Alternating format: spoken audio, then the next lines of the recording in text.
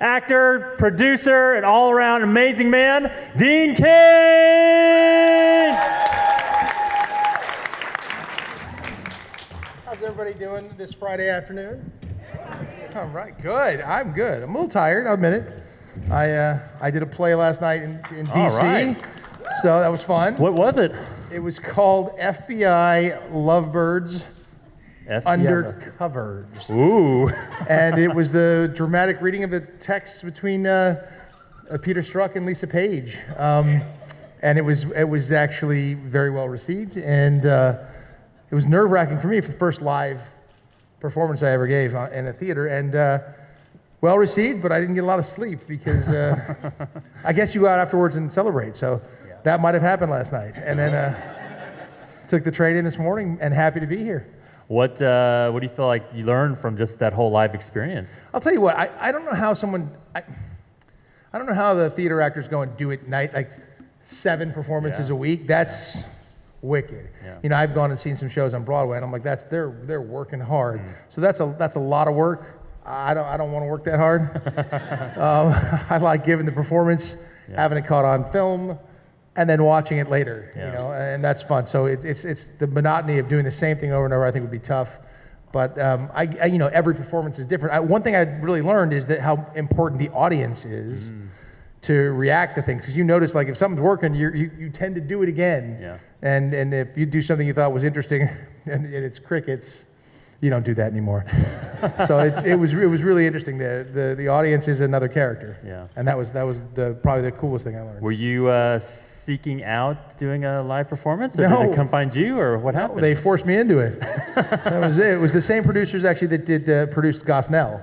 A film Gosnell, which tells the story of Kermit Gosnell, the abortion clinic doctor here in Philadelphia, who's in jail for life. And so, even though we shot that in Oklahoma City, don't ask me why. Actually, ask me why. I'll tell you why. Tax breaks. So they did it. money. It's exactly it. So we had some second unit days here in Philadelphia, but then the majority was in Oklahoma City. Yeah. And making Oklahoma City look like Philadelphia. A little bit of tricks going on there. Yeah. Just gonna say. Some blue screens. No, actually, it was they find places that and you limit what you see beyond here and there, and you can do it. Yeah. We did it. Yeah. I was convinced when I watched the movie that we shot it in Philadelphia. So I'm also not very smart, so that's an easy thing. Well, I gotta say, you know, last time I saw you, we did a panel together. It was maybe 18 months ago or something like that, but I'm still just amazed with how good you look, man. You look so good. I mean, like, you got some magic. You got some Asian in you, right? Asian. There you go. That's it. Asian. The money I owe you for yellow don't mellow, people. Yellow do not mellow. It did not mellow, so. There you go. No, yellow stays mellow. That's what I say. Yes, that's it.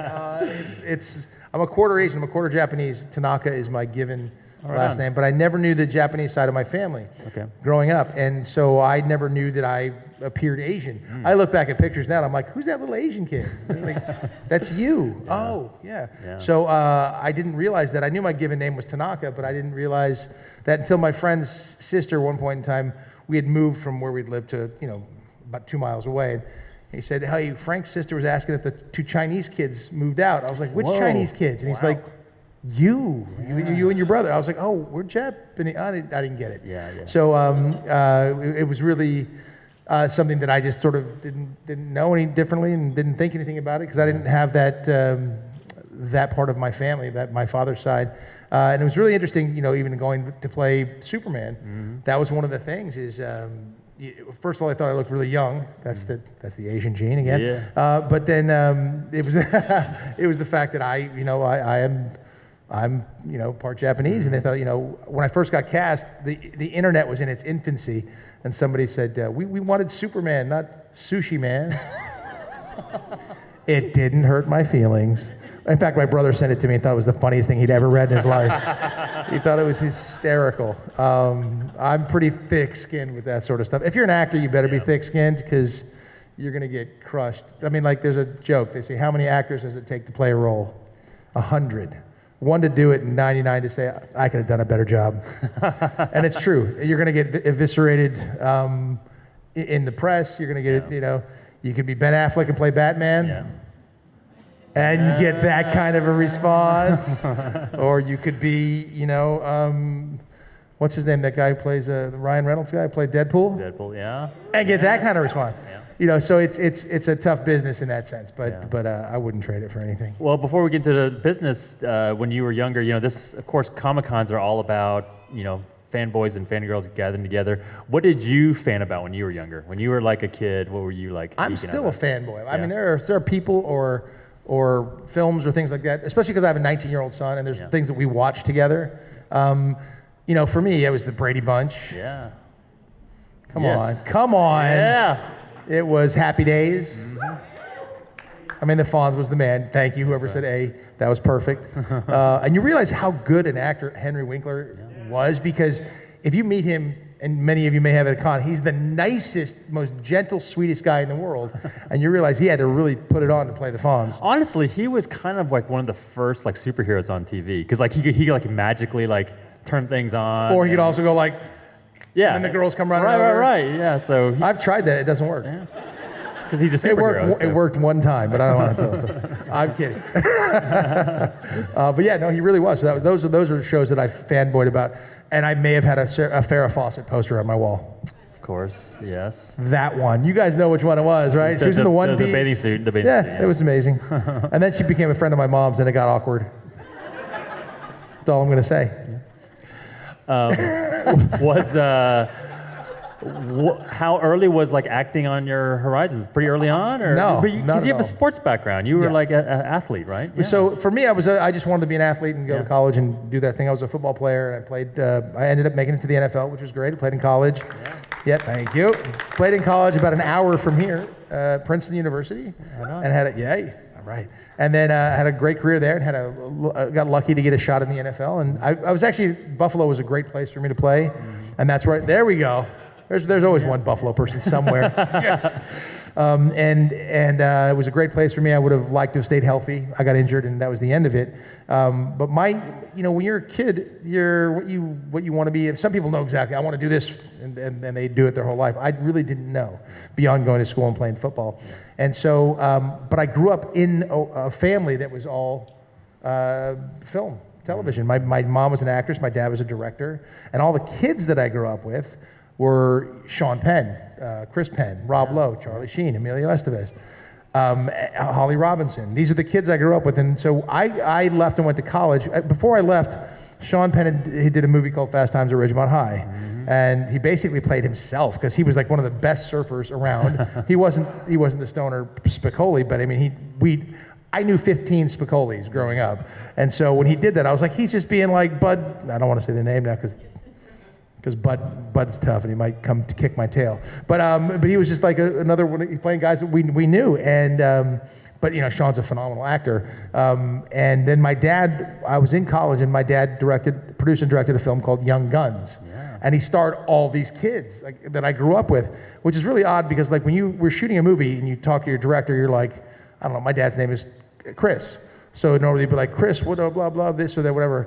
But because he coached everybody, they were like, Mr. Cain, should we, and these are your actors. It was just odd.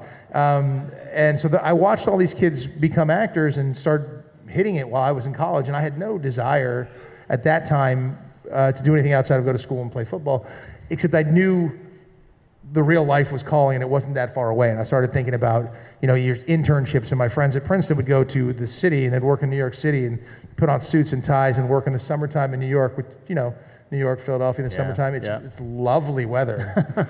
And it's great to run around in a suit and tie in that weather. And I was like, this sucks. I don't want to do this for 80 hours a week and do this sort of a thing.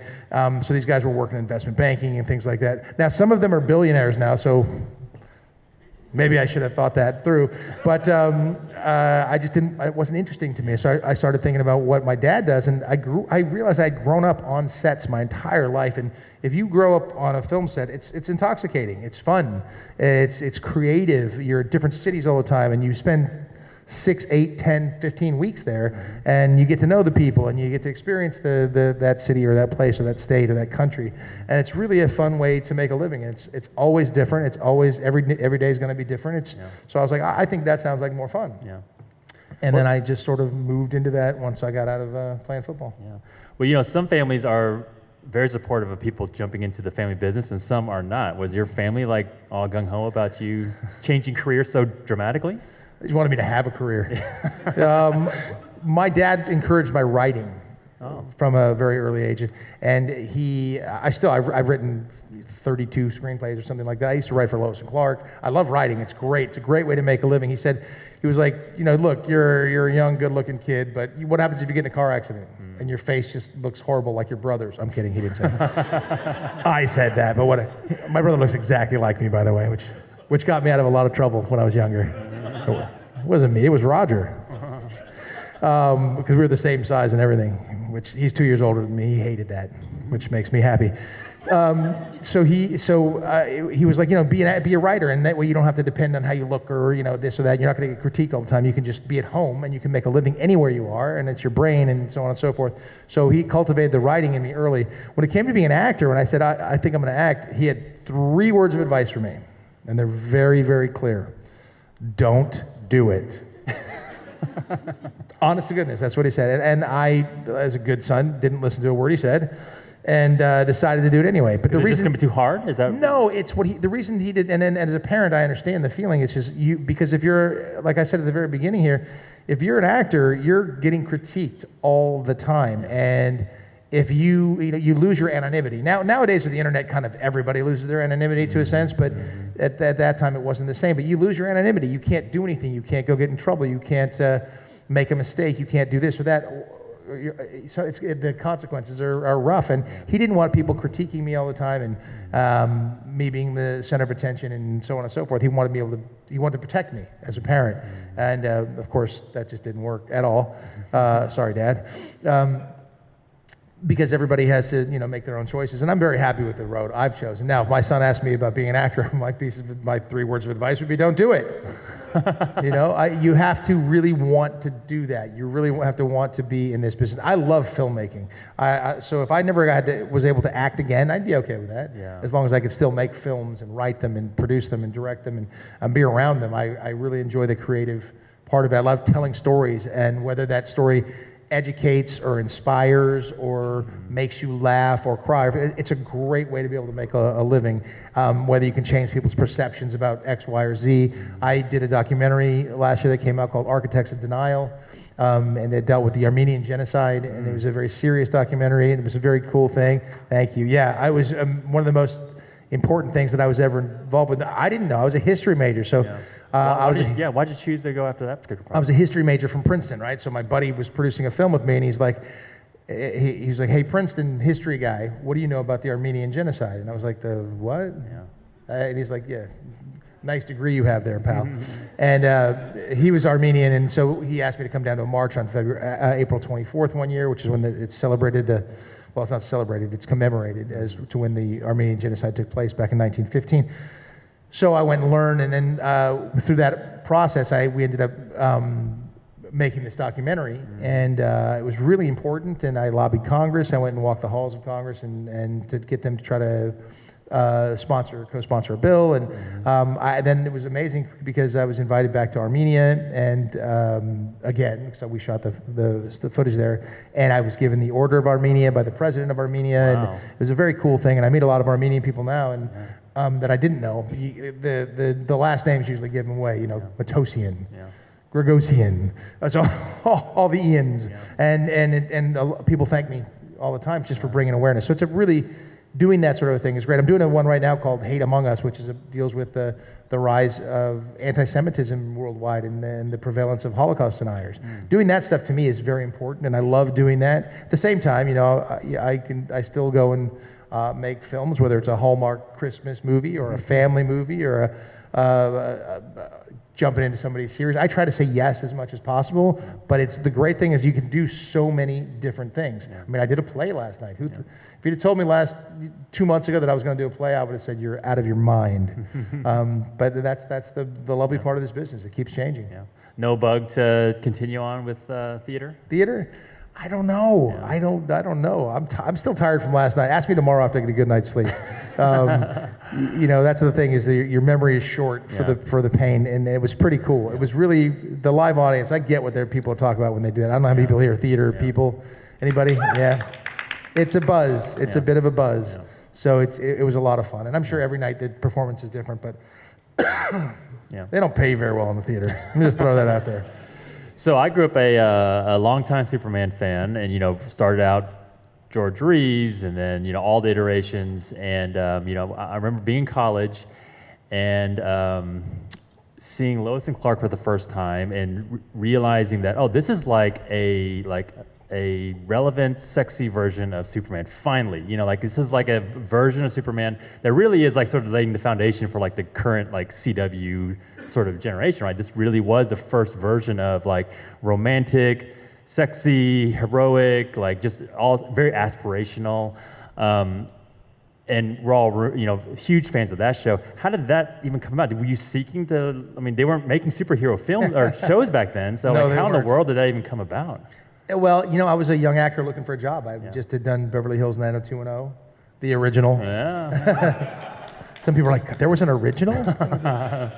Yeah, so I was on that. There was amazing sideburns on that show. Everyone had amazing sideburns on that show. Yeah, it was a great experience to go on that show, too, because it was the most popular show out at the time for young folks. And Mr. Spelling, Aaron Spelling, he kind of had a stable of actors that would kind of keep coming in. Then he'd sort of move them into his shows. Yeah. And I was sort of on that cusp of just being moved in. And Melrose Place was casting, and there was this sort of thing going on. And at the same time, they were doing this show called Lois and Clark. I got it one night, and I was like, what is this? They're like, they're going to do Superman. I was like, really? For television? How? When? I read it, and when I read it, I realized it was the show. It was about Lois and Clark. It was the relationship there, and it was about Clark, and Clark was the character. And it was so well spelled out.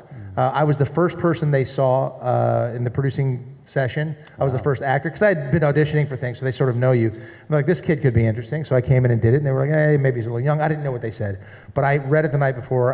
Robert Butler was the director, and he was sort of known as the guy who makes, if he does the show, it's going to go to air and go to series. And it was him and Deborah Joy Levine, and then the regular casting person in this little tiny room. I walked in, and I was the first person they saw, and I said, I read it last night, and I think it's really interesting. I think I have an interesting take on it. And he said, well, let's see it. Read the scenes. He said, thanks. That was it. And I was like, all right, well, usually you hear pretty quickly whether you got it or not or did well. And I didn't hear anything for a couple of weeks, so I was like, okay, that's just another audition. Forget it. That's it. Yeah. And then I heard one night at a party, a friend of mine's like, hey, my friend, she works in the Warner Brothers casting, or wasn't Warner Brothers at the time, it was Lorimar Television, and they really like you for this Superman thing. And I was like, I thought that was dead. Nope. Next week I was in there and auditioning, and then you had all these guys. So listen, you're auditioning for Superman, right? So you can imagine what like the hallway looks like. You're like, Superman, Superman, Superman, Superman, Superman. Jimmy Olsen, Superman.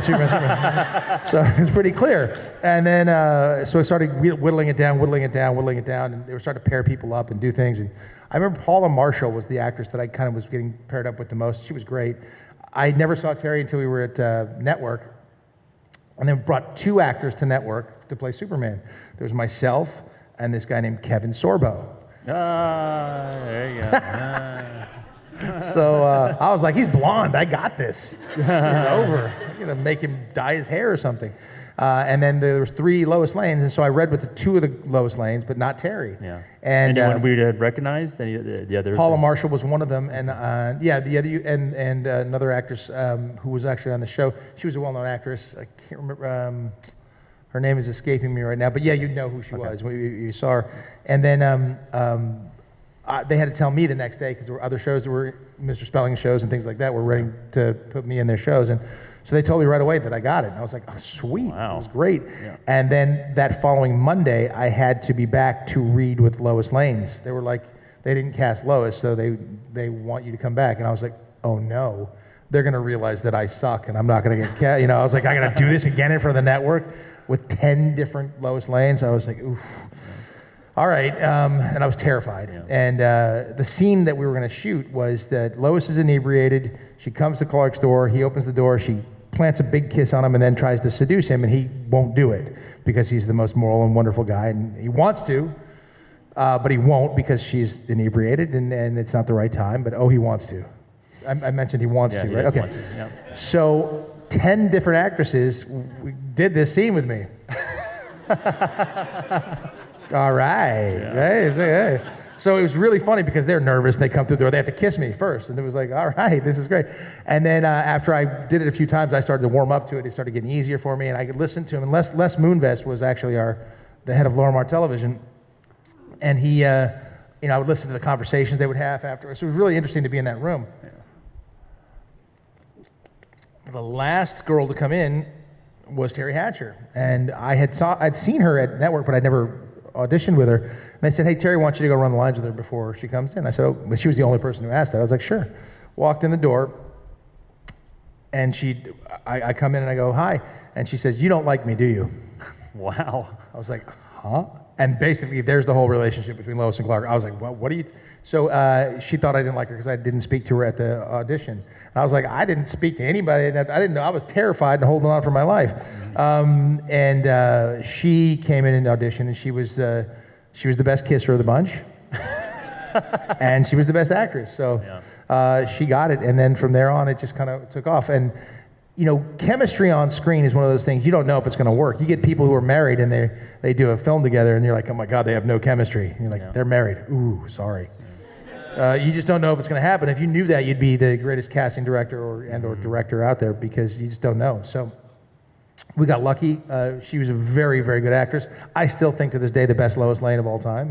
Yeah. And it was a wonderful. If you look back at the show now, it's Lois and Clark. Mm-hmm. It seems so progressive. Mm-hmm. We weren't trying for that. It's just what the show was about, and it was led by a very strong female lead, and who kept getting herself in trouble and doing these things. But it was a great project, and it was really a lot of fun to do. And to start a career, I mean, what a great, wonderful thing for me. What a lucky position to be in. And my friend told me when he got, he's like, dude, you're going to be called Superman for the rest of your life. I was like, I don't even know what that means. I don't know. I know now, by the way. And it's pretty cool. I'm good with that. It's like being one of the few that walk on the moon. There's just a few, and it's a very prestigious. Actually, I think more people walked on the moon than played Superman. But whatever, we're not gonna. I'm kidding. I'm kidding. Although that's probably true.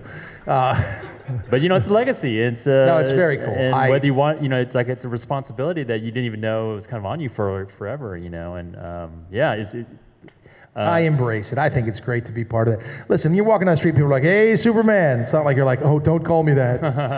I'm like, hey, what's going on? It's tough when you play sports, though. You're driving to the basketball hoop and somebody swats your shot. They're like, get that out of here, Superman. You ain't got nothing. I'm your kryptonite. I'm like, I've heard this a lot, all right? And it happens. How about the suit? Nervous to try that on? Not trying to imagine, how are they going to make the suit? What did you feel? I was terrified. You know what my suit was? Lycra, spandex. Yeah, that's right. it. Yeah, nothing to hide. It was nothing. Well, look, I was 27. Go ahead. Yeah. I was actually too skinny. They were like, you got to put on weight and muscle because you're too skinny. Yeah. And all right, so that's fine. But the suit was I was terrified that. First of all, what I was really terrified about is that I didn't know if people would like me. Yeah. You don't know if you're likable on screen if they like you as a role. So I was terrified of that. But the show worked. It worked real well. Putting the suit on was weird because you just put on a onesie, lycra onesie, and you're like, this is not gonna work. And then you add the little undies, and you put the boots on. You're like, hey man, all right. Get the cape, and then the finishing touch is the S. You put the S on, I was like, oh yeah, this is all right. This is gonna work, and it was great fun. And there's always adjustments made and things. But I'll tell you this. So now, I get to do some stuff on Supergirl, and which is great fun. Yeah, Melissa's fantastic. But let me just say, I have suit envy. Her suit is so cool. Yeah. The material is so cool. It looks cool when you're this close to it. My suit, they'd be like, that's just lycra. It's whatever. But hers, it's got built-in muscles. Yeah. It's rubberized. Her cape flows. I'm like, this isn't even right.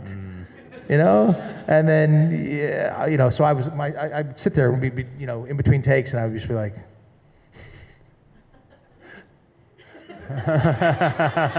so cool, And they build this. She's like, yes, they build the shoulders in. It's literally like, okay, because I was just constantly staring at her suit, but it's so cool. And then she's sitting there, and all of a sudden it's like something happened. She's reaches in her boot, pulls out her cell phone. I was like, I didn't have that. We didn't even have cell phones, but whatever. So like, a little bit of brick. Yeah, a brick, exactly. Oh, watch this. Yeah. Hide it behind my cape. But they have really cool suits now. Yeah. So all I had was Lycra and spandex, and it was great. Yeah. It was fun. Was the response to the show like pretty immediate? Like, were you able to, you and Terry, like, were you ever able to, because they didn't really have the cons back then, so did you go to any live events where you were able to see the fans in person and sort of experience for the first time, like, oh, like, I'm Superman, like, did you have those type of experiences? Not really. I didn't start going to cons until about 5 years ago. I didn't even know Comic-Cons existed. Okay. I mean, I just didn't really know. Yeah. And so no. Yeah. I had an instance where, like, back in the day, when things would come out in '93, yeah. It would come out here, and then a year later it would come out in Europe, or 2 years later, or something like that. So I did get to go, after our first season, I did get to go to Europe and do like a European tour. And I went to England, and the north of England, and up in Newcastle, England, and opened up a Warner Brothers store there. That was the closest thing to being a Beatle that I've ever felt in my life. That was insane. Yeah. People were passing out and stuff, and my buddy was filming it. He was with me, and he's like, I'm just going to go all around random places and ask people stupid questions about you. And he got like this incredible footage of people doing stuff. And he thinks I'm an idiot, because I'm his buddy. And he's like, and some girl's like, oh my God, he's the greatest person in the world. He's like, why? What makes him great? He looks like he's a regular dude to me. And then he was just doing that stuff and going around. But it was madness. And you see how that hype builds up. And that's, well, I mean, at the end of the day, everybody's just a person. And so, but to have that situation was incredible. It was fun. It was really odd, though, because that first year, I wasn't ready for all of what it took with a network show. And there was times where I was actually like, I would be going to sleep after doing photo shoots and things and stuff. And I'm in bed, and they'd be like, no more pictures. And I'd wake up, I'm like, dude, you're in bed, just chill and go to sleep. But it's hard because it doesn't leave you. And you see how difficult that can be for young actors and young people. And so I always have I try to have a softer spot for the young people who say stupid things or outlandish things, and because you're young and you make mistakes, and it's tough when it gets out to the world. Yeah. But yeah, there was moments like that. I'll tell you what the coolest thing for me, especially coming to Comic-Cons now and stuff like that, is because when we were shooting the show, when you shoot a show, you're working on the show. I was there 18 hours a day. Like, I would leave my house, I'd be home 18 hours later.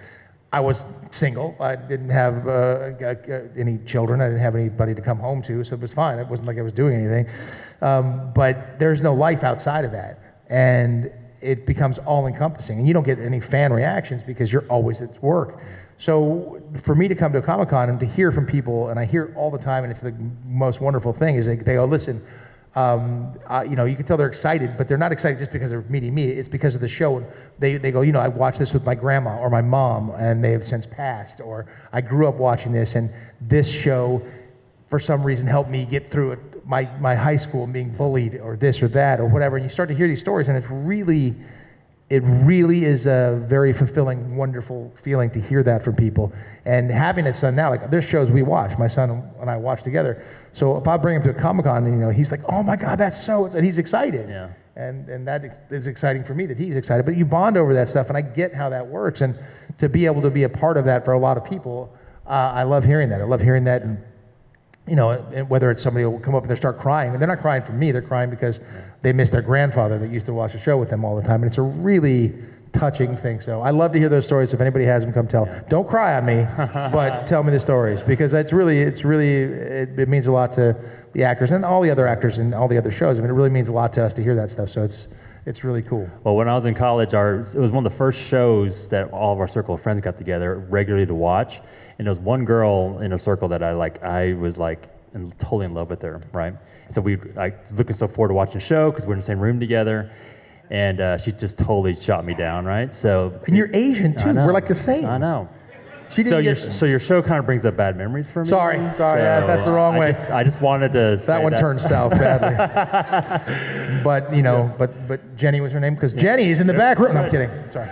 We have Jenny here today, and she has changed her mind. So we're going to ask audience questions in a moment, but before that, I'm going to shift gears a little bit. I remember last time we were together a while back, I was so touched by you were so passionate about stories about being a father and what that has meant to you, and now it's 18 months later, what's it like fathering a 19-year-old? Because that's so much changes from a teen to now a young adult. Like, I'm so sick of that kid. It's unbelievable.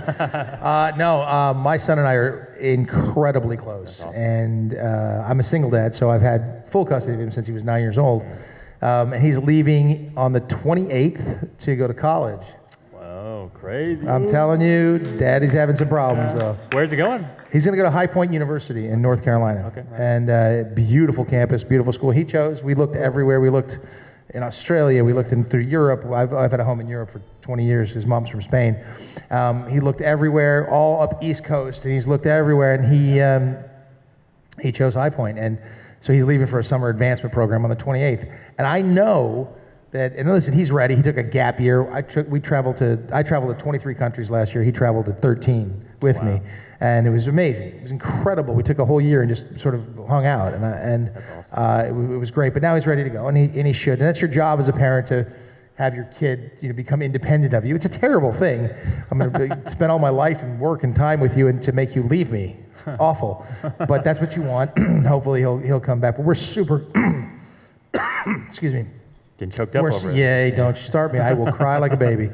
We are super, super, super close, and so I know there's going to be a moment when he's there, and I'll be finally, things will be done, he'll be gone, and I'll be at home for the first time. I've been alone in my house by myself without him in forever. I know I'm going to cry like a baby. I know it's going to happen. I mean, I could do it right now, but I don't want to. But I really just want him to be happy and have a great time and fit in and make great friends. And he was, my son is socially not real. He's sort of an outcast in his mind. He's an introvert, but you reinvent yourself when you go to college. People don't know you were the kid. Like, I remember this girl, Lori, who Peter Pants in first grade, and she was always the girl who Peter Pants in first grade. But there's all those things that always stay with you as you grow up with the same group of friends. And you can reinvent yourself like that, and I think he's going to have a chance to do that, so I'm excited for him, while at the same time being sad for me. So I'm a reserve police officer in Idaho, and I've been. I'm going someplace with this. I became a reserve police officer over a year ago because I think our first responders are amazing, and I have tremendous respect for them. Be it military, law enforcement, EMT. I'm going to get my EMT certification, things like that. I just have great respect for the folks who do that stuff every day. Now listen, there's bad apples in every group, so not everybody's perfect. But I became a law enforcement officer in Idaho. And then a couple of the departments reached out to me, and one of them was in North Carolina. So I was like, I'm going to become a law enforcement officer in North Carolina, and I'm going to show up at my son's school, and we're going to toss his room. We're coming. It's going to be, police, open up. And he's going to be like, Dad, come on. I'll just show up all the time, be on patrol. Beep, beep. Just watching him. I'll be able to go and see him quite a bit and visit, but I mean, it's his time, and it's cool, but it's a new leaf for me. It's the first time, so I changed my whole life. I changed my life and my career. I won't take a show. For the last 20 years, I wouldn't take the lead in any television show, period, and I wouldn't do any show unless it was an ensemble. I would do that, but it had to shoot in Los Angeles. Otherwise, I'd have been an absentee father. So I really limited what I've done in the last 20 years on purpose, 100%. I turned down one job that would have made me the highest paid actor in television. Dang it. No, I wouldn't change that for anything. But I turned it down to make sure I was there at home. And I've been able to have a wonderful career and still be a very present father. I coached every football game, every basketball game. I missed, like 3 games ever. My son's a Brazilian Jiu-Jitsu fighter now, which by the way, he beats the tar out of me.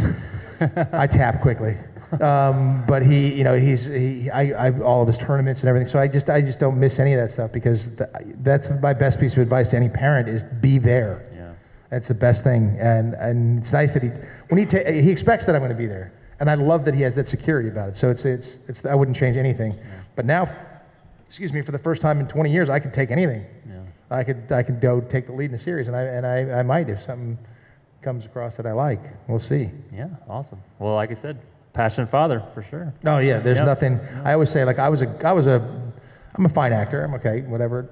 I was a good football player. I'm a great dad. Oh, that's awesome. Yeah. That's it. Do you have any questions for Dean? Just raise your hand and speak up loudly so we can hear. Yeah, go ahead. Mr. Cain, Tom.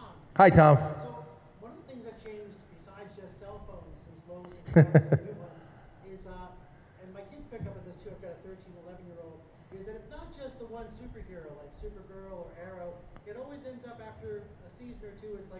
Dean.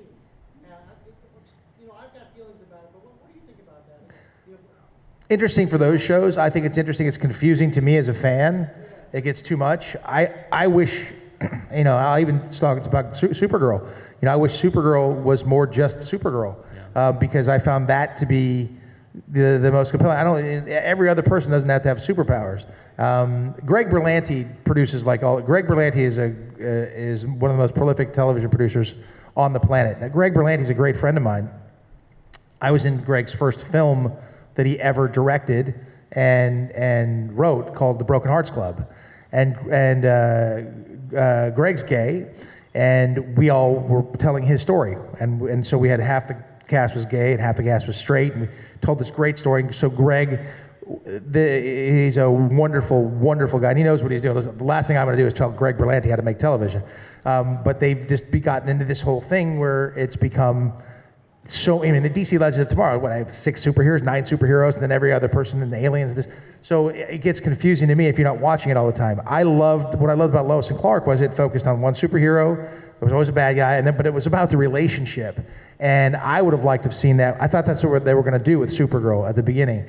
And I just find that to be a bit confusing, personally. I like the simplicity of knowing what's going on. I want to see the romance. It's a romantic comedy is what Lois and Clark was, with a lot of action. And I like that because you care about the characters getting together and their relationship, and that was fun. I would have loved to have seen that with Supergirl and doing that, whether it's her sister and same things, but I want to see her fall in love with somebody, and of course they won't have the powers she had. That's a great dynamic, and it's a great thing to see. So I can't follow all those things. My son loves Arrow, but I'm like, how many superheroes are there? I can't, I don't know what, and then then Flash, they're changing times. They're like, time travel, stop it. I just don't know which one's real. Which universe is this? Is that the other universe? And it confuses the heck out of me, and I can't pay attention to it. So I like when it stays more linear. Maybe that's because I'm older, I don't know, but that's what I like. Yeah. There's a question right here, yeah. When you were on Worst Cooks, Worst Cooks of America? Okay, first of all, the title is Worst Cooks of America. I was the first person thrown off, which means I win. Think about it. Think about it. If you're the worst on the worst, you win. That's the victory. No, don't feel bad about that. There was a couple things behind that. One of them is I couldn't stay for the whole show anyway. I had another obligation, so I knew I was going to lose by episode 2. But we were supposed to cook a meal. There was a chance that I was going to be able to stay. But you're supposed to cook like a baseline meal. Nobody gets thrown off in the first show. And so I wanted my baseline to be low. I made a mistake. My baseline was so low. Come on. And Greg Brady was on that, the actor, which was Barry Williams. I was like, because I fanboy. Yeah. It was a Brady bunch. He burned his freaking meal. I didn't burn my meal. He burned his meal and didn't get thrown off. So the fix was in. They threw me off. Yeah, I'm actually a pretty decent cook. Yes, listen, my kid, he's 6'2", and he eats well. And if I was a bad cook, he'd be 5'4". I'm kidding. All the way back.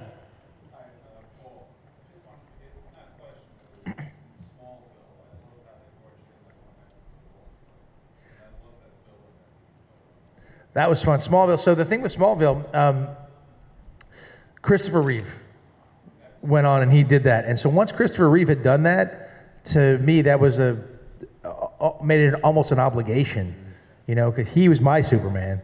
And even when I played Superman, the character was Clark, and then Superman was his disguise in Lois and Clark. And when I played Superman, I thought I was being Christopher Reeve, in a sense like that. So.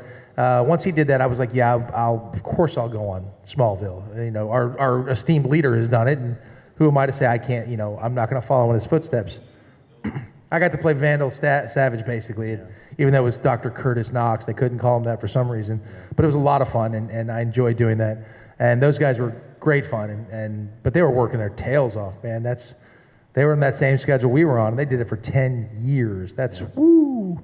Michael Rosenbaum, who now, he was like, I do have hair, was having to shave that hair off all the time. That's a lot of, you're bald for 10 years. Yeah, that's why he did it for less than 10, but still, that was, but those guys did a great job. It was fun. Now it's gotten really, what's her name? The girl, Chloe, she's got herself in a little trouble. Yeah, a little bit. I was trying to kill her in the show, so okay. So, in the show. Now we know what, right? Let's go with over here. All the way back, yeah? Speak up. Much respect for you. Thank you for your service.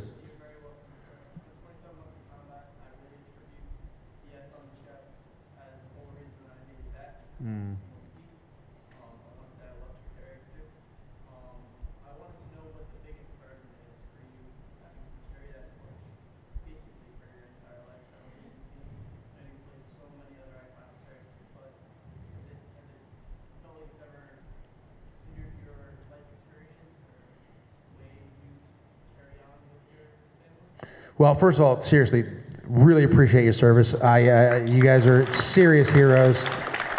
I get to pretend to be anything, I get to pretend to be someone like you who does that and is out there. I was able to go visit our troops in Iraq in 2005 for 17 days, and then 2005 was not a real happy time over there. And, I was in Fallujah and I was in these places, and I saw what our military men and women do day in, day out. So I have tremendous respect for you guys, and thank you.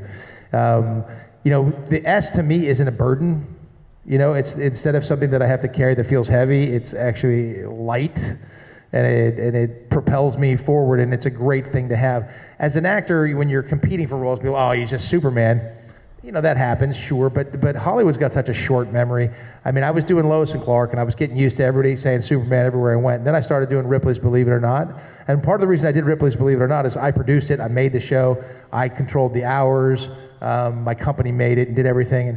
But it had been on the air for 2 years or a year and a half, and then I was going to Atlanta to go meet with the guys at TBS, which was the show, the network it was on. And then some little kid saw me in baggage. He's like, hey, you're, and I was waiting for Superman. And he goes, you're the guy from Ripley's Believe It or Not. And I was like, damn, that was quick, right? Woo! And that's how it happens. So you can reinvent at any point in time in Hollywood. But, Superman sticks, and that's a great thing. And I don't mind that at all. Like I said, I've been called a lot worse. But for me, it's always been a great thing. I embrace it. I get the joke. I don't take myself so seriously. I take things that I'll do seriously, or my responsibilities seriously. But I can't. You got to have fun. I mean, my friends are always picking on me and saying something about this or that or the other. I mean, my mom will do it. I'm like, Ma, you're my mom. Yeah, I'm Superman's mom. I'm like, Mom, you're my, yes, I guess you are, whatever. But it's one of those things, and for me, it's just funny, and it's great. I don't feel any responsibility because you can't live up to it. It's impossible. Yeah. There's no way. But so it's a wonderful thing.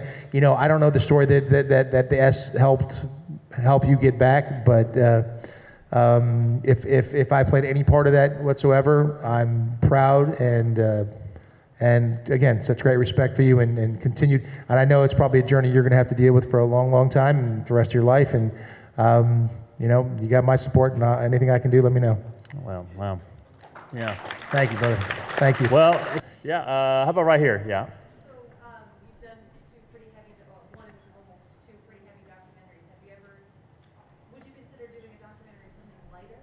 And what would it be? And would it include the snarky video your friend shot and you The snarky video. Oh, that one. Oh, yeah, that's fun. Listen, comedy is a lot of fun. I mean, it's great fun to do.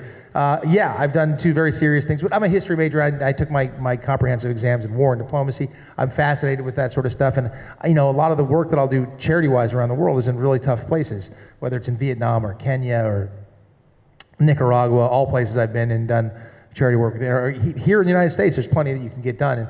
And so I very often am in those situations where people are having tough times. And that's, when you look at that human struggle, it's so inspiring, and you can shine a light on things. So I love doing those. I would do it on anything. I would do, documentaries. To me, I'm one of those guys who loves documentaries, so I'll watch them back and forth. So anything that teaches or enlightens or tells a story, I would do that in a heartbeat. I don't have my eyes set on anything, but it's a lot of fun. Producing and directing is a lot of fun too. So I don't want to have to choose just one or the other. That's the great thing. I'll direct this, I'll produce this, I'll write this one, and I'll edit that one. And I'm happy being able to do a little bit of everything. That's great. And then right here? Yeah. Lex Luthor. Go ahead, Lex. I know. Much respect to you, sir. Thank you. And clearly from Philadelphia, I could hear that. Or Baltimore. Jersey. Yeah. Princeton, I was there. Jersey, all right, sorry.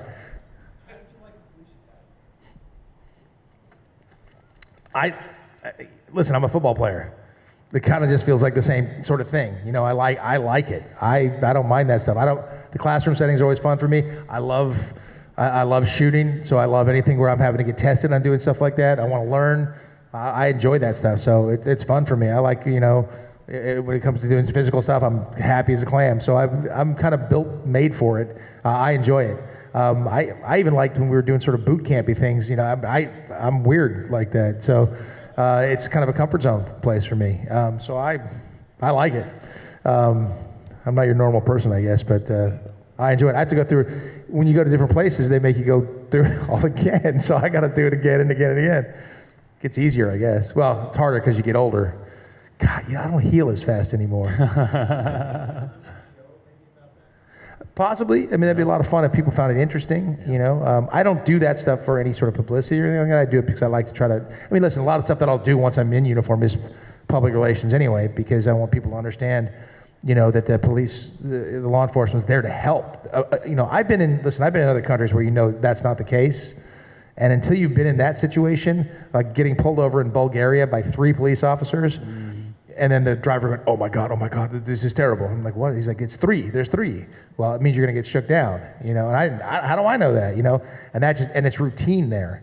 And in many other countries, you know, your places, like, you realize, you know, how we have it and the rule of law that does exist here because of gentlemen like you, ladies and gentlemen like you, that we have that. So, you know, I would do it if it could help and it was fun. Sure, I'd do it in a heartbeat.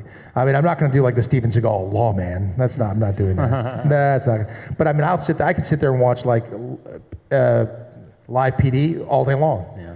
It's just because people are fascinating, and it's just every time you pull up, it's going to be something different.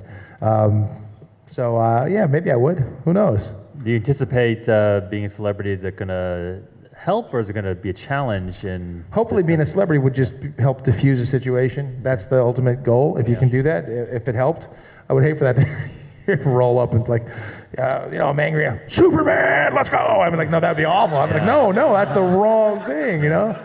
Yeah, that's absolutely right. So hopefully it would be something that would disarm somebody in a sense, and not, well, however it's necessary, but to diffuse the situation is ultimately, right on. I would hope that would be like, yo, man, come on. We got this movie we're shooting next week. He can be in it. Get him. You have a young man over here who has a question. Yeah, go for it. Yes.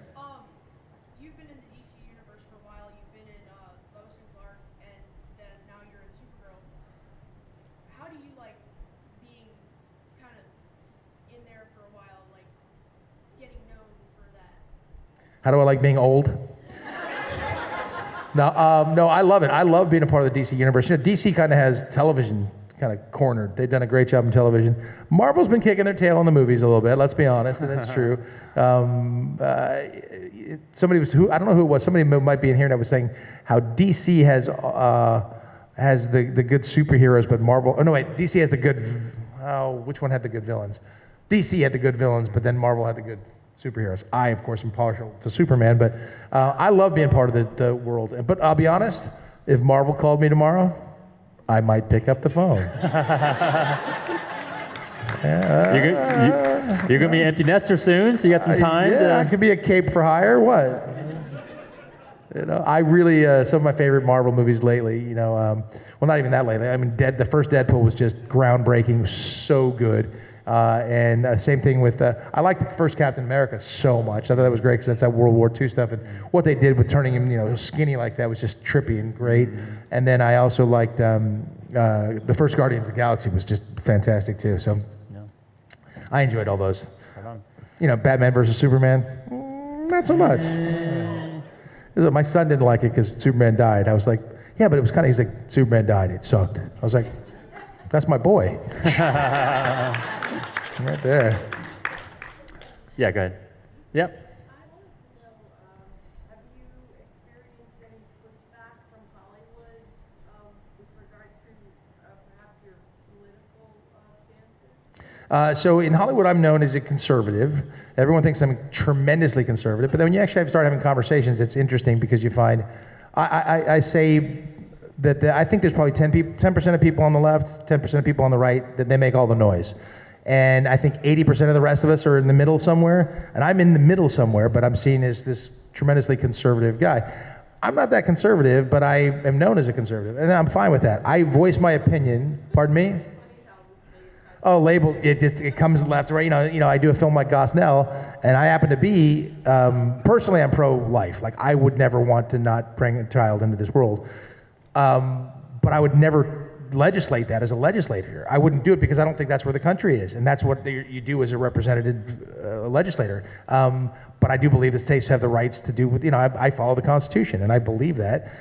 So I'll speak my mind. Like when Hollywood says they're going to boycott Georgia because they've passed a bill, I feel inclined to speak up. And I speak up because the Georgians elected these legislators. They made a law. The governor who was elected said, if I'm elected, I will sign this into law. And then Hollywood comes out and says, if you're going to do that, we're not going to film there. First of all, that's baloney, because Hollywood is a bottom line town, and if you can make money by shooting in Oklahoma City versus Philadelphia, you end up doing that. And so I think those things don't work. You can't impose your values on another state, and I wouldn't try to. Whether that was pro-life, pro-choice, whatever it is, you can't do that. Now you can say, this is what I believe and why I believe it, and I would go shoot in any town that, I watch Robert De Niro films and I don't happen to agree with him politically, but I think he's a great actor. I don't hate him because of that. I can still watch his movies and enjoy them. So I don't get any pushback personally. I welcome any conversation with anybody over anything political. I have no problem with that. They can discuss whatever they want, and I want to hear them out, and I want to express my opinion and see if we have common ground. And I think that's important. I don't think we do enough of that today. And so I wish we would, and I encourage the conversation within my industry and everywhere else. Like, I'll have a conversation with Alyssa Milano in a heartbeat. That's quite a reaction. I would have the conversation though, but I won't get angry. I'll say, well, here's why I think this, and this is why, and I'm honest and upfront and open about it. And so I don't get pushback in those terms. And again, I don't push my views on anybody. And that's, I believe in live and let live, but I like smaller government. I like independence. I like people, self-reliance and those sorts of things. And I feel that way. But I spend a lot of time around people who are in government, and I realize it needs to be small because some of these people shouldn't be running anything. But I also spend a lot of time in other countries where they have different forms of government, whether it's throughout Europe or whether it's in the Eastern Europe or Australia or you go to Armenia, Russia. I go everywhere. And I see it. I've seen communist countries. I've seen socialist countries. We enjoy the greatest freedoms that any civilization has ever seen here in the United States. It's not perfect. We got a lot to work on, but I think if we celebrate our unity as opposed to our differences, I think we're in better shape.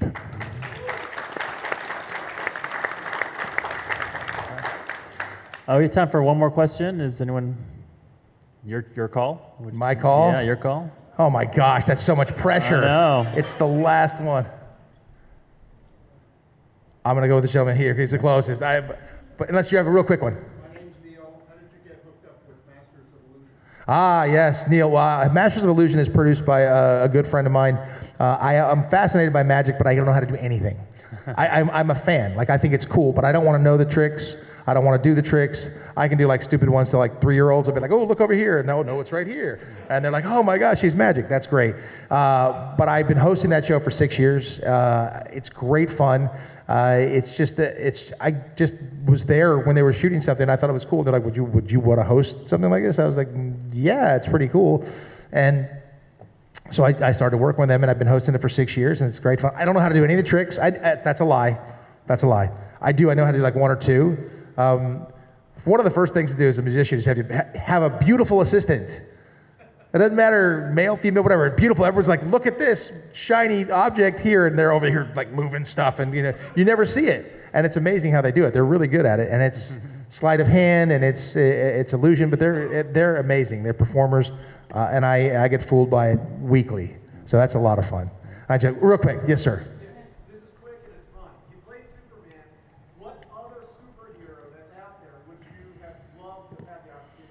Oh man. Well, I wish I could have say that I could play Deadpool as well as Ryan, but I can't. No chance there. You know, people say often that Chris Pratt and I look similar, so if I could have ousted him from Guardians of the Galaxy, I would. If I had just sort of cut his Achilles a little. Oh, look at that! I'm so sorry. You can't walk. He can't walk. I can walk. Is it good? I would have loved to have played that because that seems like a lot of fun. I mean, some of those lines. I mean, where he's describing, you know, Footloose and Kevin Bacon, and I mean that stuff was brilliant and so funny. Yeah. But there's no superhero that I think of, you know. I mean, it'd be fun to play somebody else. It'd be fun to play somebody in the Marvel universe, to be one of those guys who's played, you know, Marvel and a DC. I don't know. I really don't have one to pick. Who do you think you should play? Rocky. Wolverine. There you go. Wolverine. Yeah. You're weird. I like you. All right. Uh-huh. Is there anything that we could look forward to seeing you in, producing, acting, stage, anything? Yeah, well, so that Lovebirds play, it was very funny. Hopefully you think it's funny. Check it out. It should be released online. We shot it last night. So hopefully that'll be online and people will watch that and find it interesting and laugh a little bit, hopefully. I'm shooting a movie. I mean, I'm shooting a little thing. I can't really talk about what it is, but in Michigan the next couple days, next week, and I always forget. Stalking your son in college. I forget. Well, I'm going to stalk my son in college, but yeah, but I purposely don't want to like sign on to any show until he's there and entrenched and you know and happy without dad in North Carolina, which is going to happen in 2 weeks. So we'll see. Yeah. Well, hey, let's thank Dean Cain for joining us. Thank you so much. Thank you all very much. Have a great Philadelphia Comic-Con. Thanks for watching all the way to the end.